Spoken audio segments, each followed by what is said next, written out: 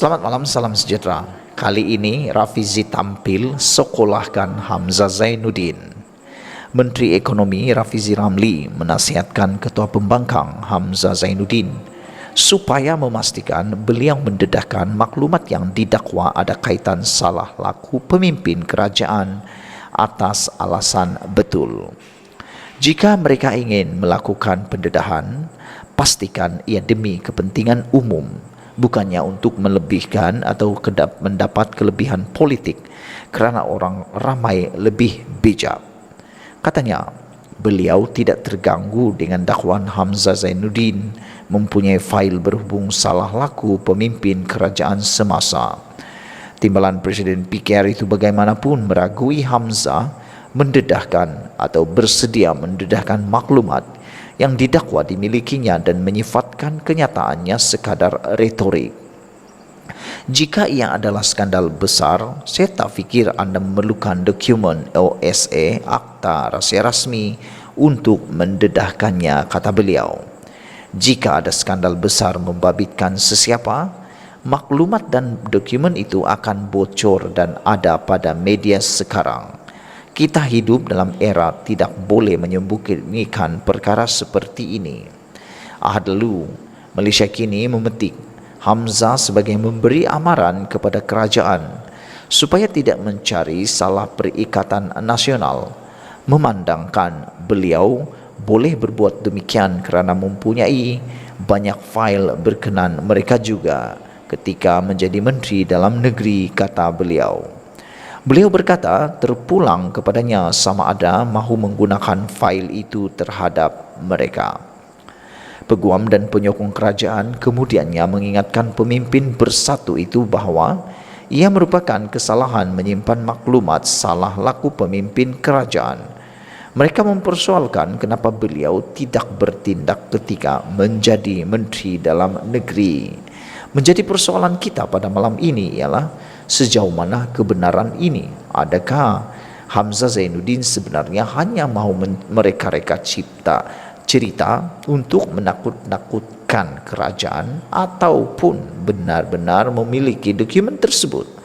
Pada pendapat saya, sebagai seorang pemerhati politik bebas, saya menjangkakan sebenarnya fail itu tidak dimiliki oleh Hamzah Zainuddin.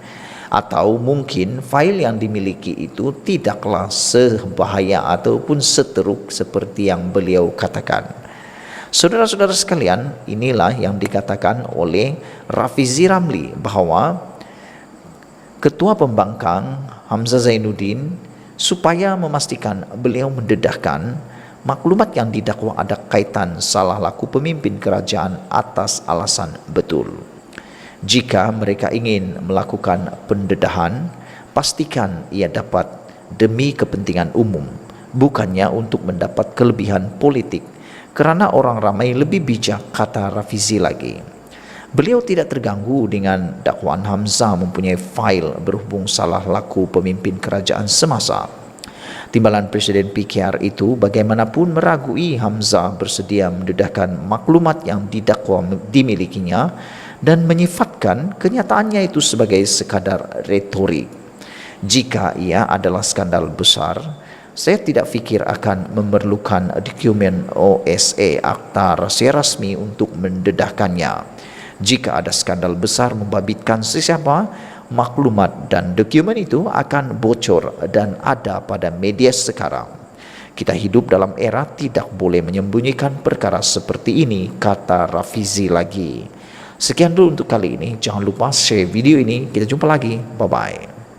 Selamat malam, salam sejahtera.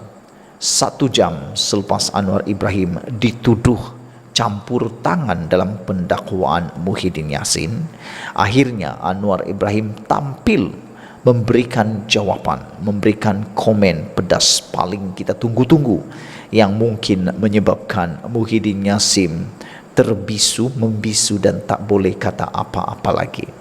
Sebelum saya teruskan ulasan yang hangat pada malam ini, jangan lupa tekan butang subscribe, share video ini dan kita ulang ulasan ini lagi. Saudara-saudara sekalian, Perdana Menteri hari ini Anwar Ibrahim menegaskan tuduh beliau untuk campur tangan tanpa bukti, itulah yang dikatakan zalim, kata Anwar Ibrahim. Tidak apa-apa bukti, tiada punya apa-apa bukti, tetapi dituduh campur tangan di dalam kes Jana Wibawa, itulah sebenarnya yang zalim, kata Anwar Ibrahim. Di tengah-tengah tuduhan pembangkang terhadap kerajaan yang disifatkan zalim dan mengamalkan pendakwaan terpilih, Perdana Menteri Anwar Ibrahim bertanya, sama ada mereka yang membuat tuduhan itu mempunyai bukti dakwaan mereka atau tidak. Jangan gunakan Al-Quran hukum saya sebagai zalim dan campur tangan. Saya nak beritahu pimpinan di sana, saudara kena ingat, sebagai orang Muslim bertanggung jawab. Adakah saudara yakin ada bukti bahawa Anwar campur tangan untuk mendakwa sesiapa? Kalau tidak, zalim jawabnya, guna agama dan fitnah orang. Sebut nama saya tidak campur tangan. Boleh tanya SPRM dan Peguam Negara, kata Anwar Ibrahim. Tanya Ketua Hakim Negara, bila saya campur tangan, minta dikurangkan atau ditarik balik tuduhan, kata Anwar semasa sesi soal jawab Perdana Menteri di Dewan Rakyat hari ini. Anwar menjawab soalan Ahmad Fadli Sari, Perikatan Nasional Pasir Mas, yang bertanya sama ada kerajaan bercadang untuk mengambil tindakan lanjut terhadap potensi rasuah dalam projek yang diluluskan sebelum pilihan raya umum lalu. Walaupun Ahmad Fadli tidak menyebut pendakwaan terpilih dalam soalannya, Anwar berkata dia akan mengambil kesempatan itu untuk menjawab tuduhan terhadapnya. Anwar berkata, adalah perkara biasa untuk mengkritik dalam politik, tetapi sebagai Perdana Menteri, dia tidak akan mengkhianati amanah yang diberikan kepadanya. Malah, arahan kepada SPRM, saya kata apa? Tunggu Peguam Negara putuskan pendakwaan. Saya kata apapun tindakan berdasarkan fakta dan bukti kuat, saya sokong, kata beliau.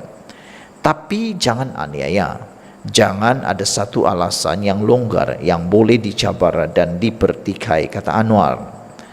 Semasa soalannya, Ahmad Fadli turut menekankan skandal projek kapal tempur pesisir LCS, kes yang dikaitkan dengan timbalan Perdana Menteri Ahmad Zahid Hamidi.